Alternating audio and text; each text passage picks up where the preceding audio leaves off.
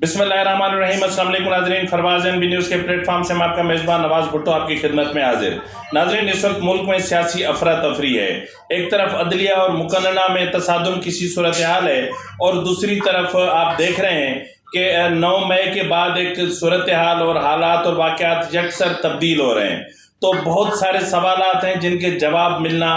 बहुत मुश्किल हो गया है। तो आज मैं नहीं बात करूंगा, और आज मैंने इन सवालों के जवाब तलाश करने के लिए पाकिस्तान के मायानाज सहाफ़ी मज़हर अब्बास साहब को अपने प्रोग्राम में दावत दी है। मज़हर अब्बास साहब, वेलकम टू द शो। जी बहुत बहुत शुक्रिया नवाज। मज़हर अब्बास साहब, ये जो किंग्स पार्टी का अचानक से जिस तरह बनने जा रही है, क्या इस्टेब्लिशमेंट के रवैये तब्दील हो गए हैं, या इस्टेब्लिशमेंट का कोई मूड तब्दील हो गया है, या इस्टेब्लिशमेंट एपॉलिटिकल है भी कि नहीं है?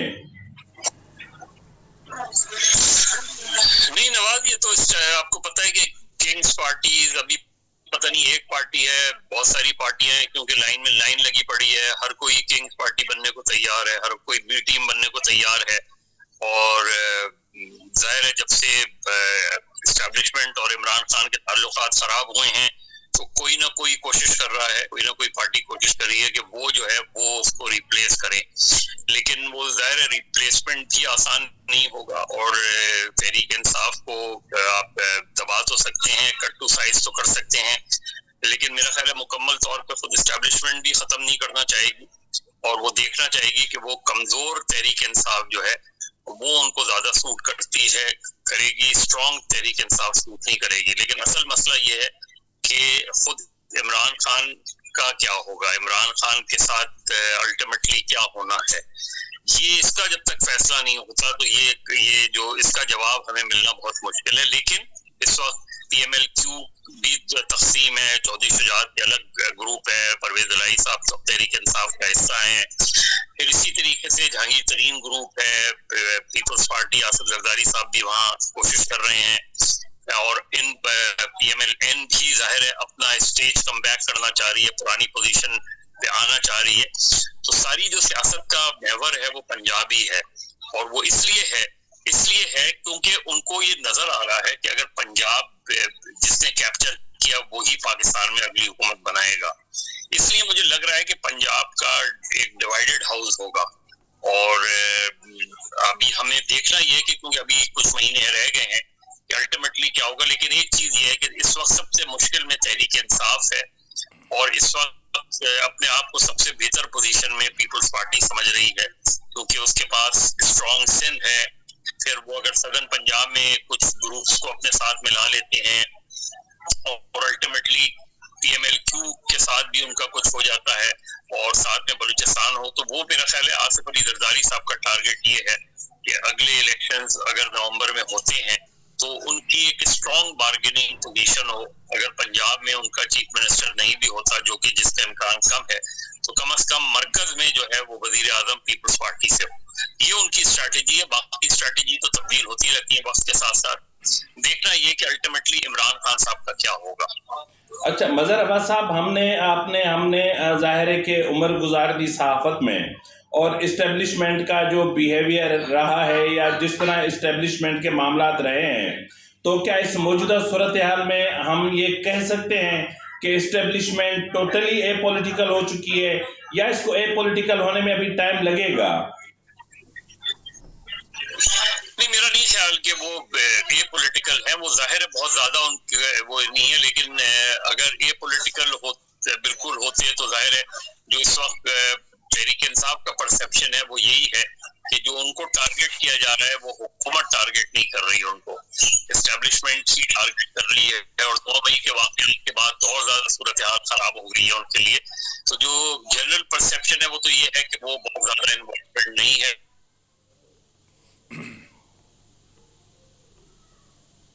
आपके लोगों के साथ इस वक्त हो रहा है। उससे यही तासुर मिल रहा है कि कंप्लीटली पॉलिटिक्स से एस्टैब्लिशमेंट ने अपने आप को अभी तक दूर नहीं किया है।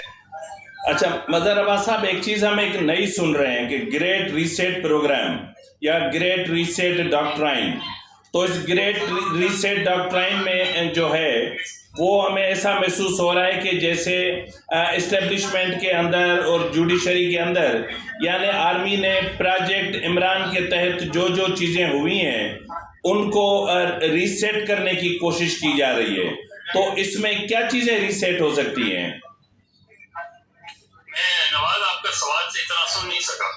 سر میں نے کہا کہ اس وقت گریٹ ریسیٹ جو ڈاکٹرائن ہے اس پر عمل کیا جا رہا ہے، گریٹ ریسیٹ ڈاکٹرائن. اب وہ اسٹیبلشمنٹ کے اندر بھی اس پر عمل ہو رہا ہے اور جوڈیشری کے اندر بھی عمل ہو رہا ہے، یعنی پروجیکٹ عمران کے تحت جو جو ان سے غلطیاں یا جو چیزیں ہوئی ہیں ان کو ریسیٹ کرنے جا رہے ہیں. اسٹیبلشمنٹ کے یہ کوشش ہے. تو کیا آپ نے یہ کوئی ٹرم سنی ہے یا اس کا کوئی چیز ہے؟ دیکھیں میرے پاس کوئی فرسٹ ہینڈ انفارمیشن تو نہیں ہے اس حوالے سے، لیکن میں ایک اس وقت جو ماضی کے مقابلے میں چیز مختلف نظر آ رہی ہے وہ یہ کہ ماضی میں اسٹیبلشمنٹ کو جو سپورٹ ہوتی تھی وہ جوڈیشری کی طرف سے ملتی تھی. اس مرتبہ یہ معاملہ مختلف نظر آتا ہے. اس مرتبہ جو تاثر ہے وہ یہی ہے اور کافی حد تک درست بھی ہے کہ حکومت اور اسٹیبلشمنٹ ایک دوسرے کے قریب نظر آ رہے ہیں اور جوڈیشری اور اپوزیشن یعنی تحریک انصاف جو ہے، تحریک انصاف کو جو ریلیف مل رہا ہے وہ جوڈیشری سے مل رہا ہے. بہت سی چیزیں سپیریئر جوڈیشری سے مل رہا ہے، ایون لوئر جوڈیشری سے مل رہا ہے. تو جنرلی ایک پرسپشن یہ بن رہا ہے جو پہلی مرتبہ پاکستان میں دیکھنے کو مل رہا ہے، تو یہ کہ اسٹیبلشمنٹ اور حکومت بظاہر ایک طرف ہے اور جوڈیشری اور تحریک انصاف یعنی جوڈیشری میں بھی جو اس وقت جوڈیشری سپیریئر جوڈیشری ہے وہ جو ہے اس میں نظر آتا ہے جو چیف جسٹس ہیں، کچھ ججز ہیں،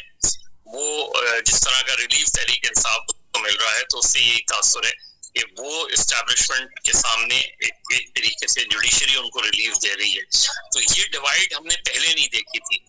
پہلے ہم نے ہمیشہ دیکھا تھا کہ کوئی اگر اسٹیبلشمنٹ اقدام کرتی تھی تو جوڈیشری اسے انڈورس کر دیتی تھی.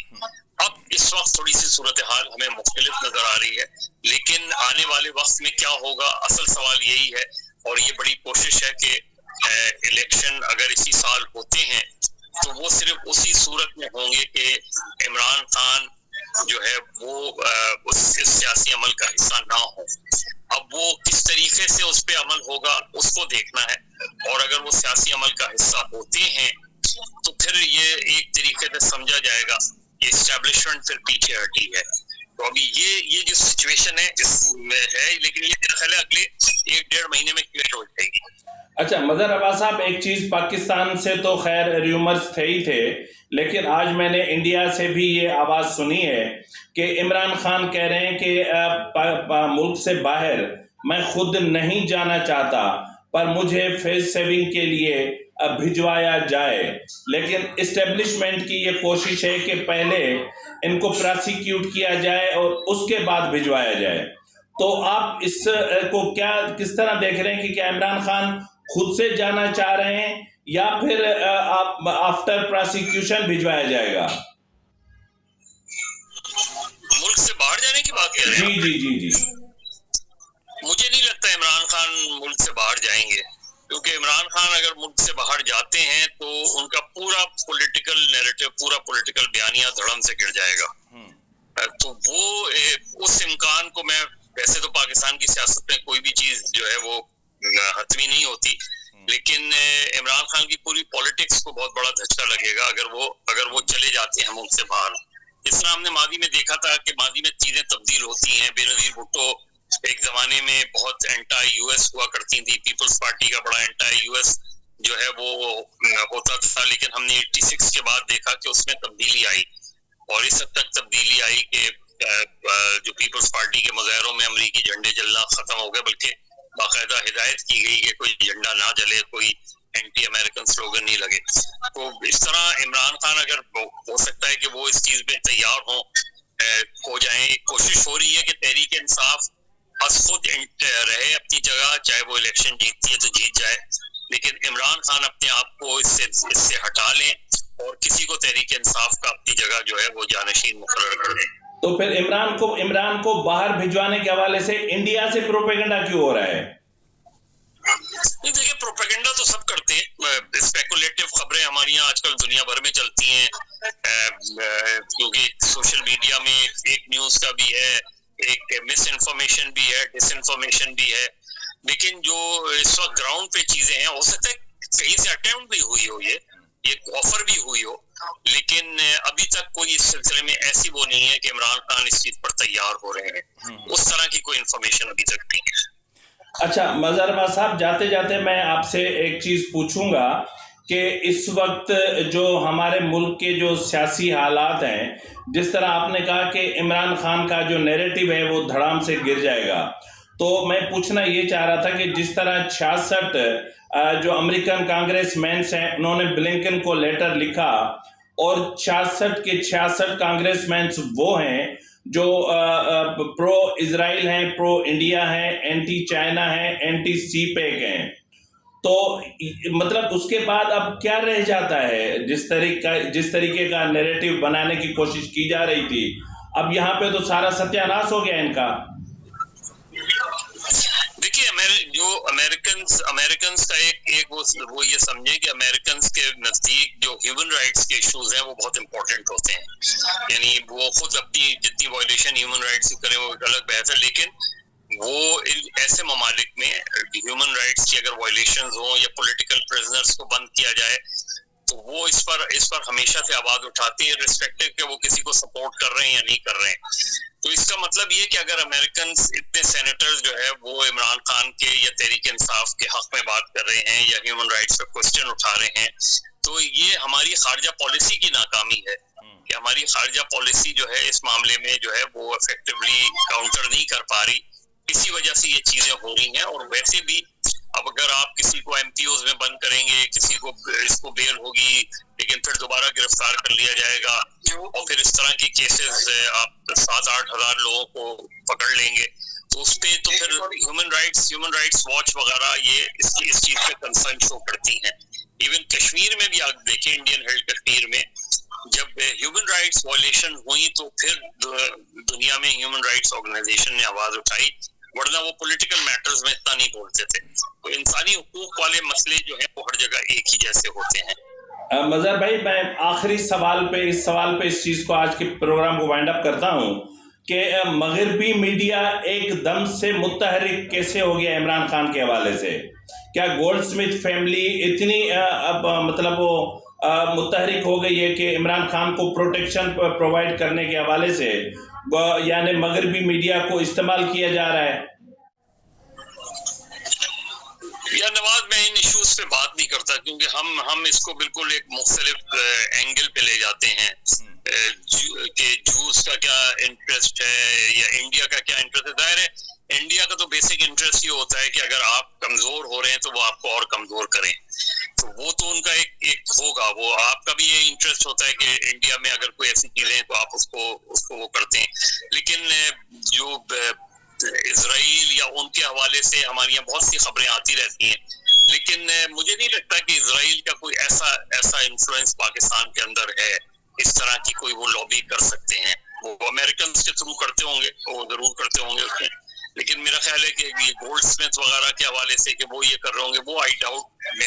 मेरे पास कोई ऐसी वो नहीं है कि मैं आपको ऑथेंटिकली ये बात कर सकूं, और वैसे भी मैं इस तरह के क्वेश्चन अवॉइड करता हूँ, लेकिन कोई ऐसी चीज मेरे ख्याल में नहीं है इस तरह की। सर, कल कौमी सलामती कमेटी के इजलास में क्या हो सकता है? कौमी सलामती पर बात होगी, इमरान खान पे मजीद पाबंदियां। लेकिन ना ये इस वक्त जिस तरह इमरान खान की तमाम तर अब तकारीर पर भी पाबंदी लगा दी गई है और बयानात पर भी पाबंदी लगा दी गई है, और उस पे एक ऐसी गवर्नमेंट में जो कोalition गवर्नमेंट है, यानी माजी में अगर नवाज शरीफ पे पाबंदी लगी, अल्ताफ हुसैन पे पाबंदी लगी और आज इमरान खान पे पाबंदी लग रही है, तो इसका मतलब है कि वो इक़दाम जो उस वक्त हुआ था वो भी शायद दुरुस्त था। अगर ये दुरुस्त है तो ये जो चीजें हैं ये मेरा ख्याल है पॉलिटिकल पार्टी इसको कम से कम रोकना चाहिए। और ये पैमरा के हवाले से जो है, पैमरा बिल्कुल उस तरह की बॉडी बन गई है कि जहां जो सिर्फ इस हवाले से इस्तेमाल होती है कि किस तरह पाबंदी लगाई जाए। बहुत بہت شکریہ مظہر عباس صاحب، آپ نے ہمیں بہت اپنا قیمتی ٹائم دیا، آپ کا بہت مشکور ہوں میں۔ ناظرین، جس طرح مظہر عباس صاحب کی آپ نے باتیں سنی کہ پاکستان کس طرف جا رہا ہے اور پاکستان کے جو معاشی یا اقتصادی معاملات ہیں یا جو سیاسی معاملات ہیں وہ کون سا رخ اختیار کرنے جا رہے ہیں، جس طرح آج آپ نے دیکھا کہ ڈالر ایک دم سے نیچے اس کو ریورس گیئر لگا اور 27 روپے ڈالر نیچے آیا، یہ بہت اچھی بات ہے۔ اس کے علاوہ آج سپریم کورٹ میں supreme court practice and procedure act 2023 کے حوالے سے بھی بات ہوئی۔ اب اس میں چیف جسٹس نے جو ہے وہ اٹارنی جنرل کو حکومت کے حوالے سے دھمکی دی یا کوئی رائے دی یا کوئی تجویز دی، یہ تو میں نہیں کہہ سکتا، تاہم جو اس حوالے سے جو ہے وہ چیف جسٹس نے کہا کہ حکومت کو عدلیہ سے متعلق جو بھی معاملات ہیں ان پر جو بھی قانون سازی کرنی ہے وہ ہم سے مشاورت کرنی چاہیے۔ عدلیہ سے متعلق جو بھی قانون سازی ہو وہ ہم سے مشاورت کریں۔ ان کا کہ خوشی ہے کہ حکومت اور پارلیمنٹ ایک ہی جیسی جو ہے وہ ترامیم کر رہی ہیں، اور مزید یہ بھی کہا کہ supreme court practice and procedure act اور review of judgments and orders act, جو یہ اٹارنی جنرل نے کہا کہ دونوں جو ہے وہ دونوں میں سے کسی ایک پر انحصار کرنے پر حکومت غور کر رہی ہے اور دیکھ رہی ہے کہ آخر کیا کیا جائے۔ تو انہوں نے تجویز پیش کی کہ آپ معاملے کو جو ہے وہ پارلیمنٹ کو ریفر کر دیں۔ تو یہاں چیف جسٹس صاحب نے باقاعدہ کہا کہ معاملہ اگر جو ہے وہ پارلیمنٹ کو ہم نہیں بھیجیں گے، یعنی پارلیمنٹ کو نہیں بھیجیں گے، اس لیے اس سے ایسا تاثر لگے گا کہ جیسے ہم نے فیصلہ کر لیا ہے۔ پارلیمنٹ اور حکومت کوئی تجویز دے تو اس پر غور کریں گے، اور مزید یہ بھی کہا کہ آپ دونوں قوانین پر جو ہے وہ ہم بھی مشاورت کرتے ہیں، یعنی سپریم کورٹ بھی مشاورت کرتی ہے، یعنی 8 اہم خیال جو متنازع ججز ہیں یہ بھی مشاورت کریں گے، اور دوسری طرف آپ بھی مشاورت کریں، یعنی پارلیمنٹ بھی اپنی کارروائی کرے، پھر ہم بھی اپنی کارروائی کریں گے، پھر دیکھتے ہیں کہ دونوں میں سے کون زیادہ تیز ہے۔ تو ناظرین، اسی کے ساتھ ہی اپنے میزبان نواز بھٹو کو اجازت دیجیے۔ فی امان اللہ۔